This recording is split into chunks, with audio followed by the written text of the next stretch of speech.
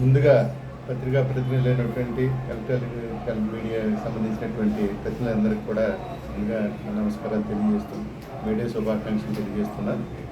ప్రధానంగా అఖిల భారత forward bloc party Netaji Subhash Chandrabose 1939వ సంవత్సరంలో స్థాపించడం జరిగింది. ఈ పార్టీకి సంబంధించినటువంటి సిస్టమ్ ఏంటంటే భారతదేశంలో ముఖ్యంగా నేషనల్ పార్టీలు అలాగే రీజనల్ పార్టీలు ఉంటాయి. గ్రాస్ రూట్ పార్టీలు 1982 నుంచి ప్రాంతీయ పార్టీలు ప్రభావం పెరగడంతో ఈ రాష్ట్రంలో మరి గ్రాస్ రూట్ పార్టీలు తగ్గినాయి. ఎప్పుడైతే గ్రాస్ రూట్ పార్టీలు తగ్గినాయో రాష్ట్రంలో ప్రజల సమస్యల గురించి చర్చించేవాళ్ళు. అసెంబ్లీలో కూడా ₹5 నుంచి ప్రారంభమైన ఎన్నికల ప్రక్రియ ఈ రోజున ఎంత అయిందో మీ అందరికీ యథార్థంగా తెలిసిన విషయమే. మరి 20 కోట్ల నుంచి 40 కోట్లు ఉంటేనే కానీ ఒక అభ్యర్థి డిపాజిట్ ఉంటేనే కానీ మన ఆంధ్రప్రదేశ్లో ఉన్న 2 రీజనల్ పార్టీలు కూడా సీట్లు ఇవ్వని పరిస్థితి ఉంది.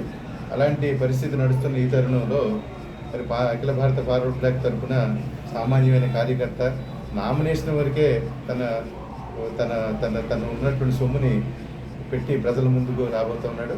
మేము కోరేది ఒకటి ఏంటంటే రాష్ట్రం సమగ్రాభివృద్ధి చెందాలి. అలాగే 100 రోజులు అసెంబ్లీ సమావేశాలు ప్రతి సంవత్సరంలో జరిగే సందర్భంలో ఆ జీవోలు రకరకాలైనటువంటి జీవోలు చర్చించబడుతూ ఉంటాయి. ఆ జీవోల్లో కనీసం 100 సమావేశాల్లో 100 జీవోలైనా పాస్ కావాల్సిన పరిస్థితి ఉంది.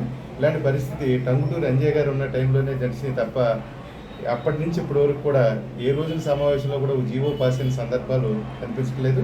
ఈ రోజున జీవోలు పాస్ అవ్వడం ఎలాంటి ల్యాండ్ టైటిల్ యాక్ట్ అని చెప్పి పెట్టుకొచ్చారు. తల్లిదండ్రులతో సంబంధం లేకుండా, ఎవరితో సంబంధం లేకుండా, డాక్యుమెంట్తో సంబంధం లేకుండా ఒక టైటిలింగ్ యాక్ట్ని ఏదో విప్లవాత్మక మార్పుల ఆంధ్రప్రదేశ్లో మరి జగనన్న ప్రవేశపెట్టాడని ఒక పక్కన చెప్తా ఉన్నారు.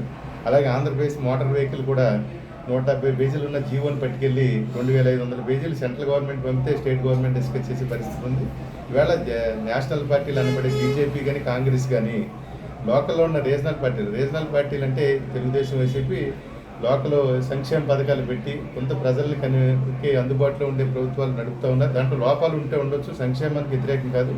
కానీ అయినప్పటికీ కూడా మితిమీరిన సంక్షేమ పథకాలు ప్రవేశపెట్టి ఉన్నటువంటి కేంద్రంలో అధికారంలో ఉన్నటువంటి పార్టీకి అనుబంధంగానే ఇవాళ బీజేపీకి అనుబంధంగా టీడీపీ కానీ అటు వైసీపీ కానీ జనసేన కానీ నడిచే పరిస్థితులు ఉన్నాయి. ఈ పరిస్థితులు యథాతథంగా ఇలా కొనసాగితే రాష్ట్రం దివాళా తీసే పరిస్థితులు ఉంది. ఇంకో పక్క సచివాలయం తాగట్లు పెట్టారని ఒక రకమైన కామెంట్స్ వస్తూ ఉన్నాయి. రకరకాల జీవోలు వస్తూ ఉన్నాయి. ఆ జీవోల మీద ఏటి మీద కూడా చర్చించే పరిస్థితి లేదు. ₹12 అమ్మాల్సిన పెట్రోల్ తీసుకెళ్ళి సెంట్రల్ గవర్నమెంట్ ₹45 లూటీ చేస్తే స్టేట్ గవర్నమెంట్ ₹40 లూటీ చేసి మరి పెడుతున్నారు.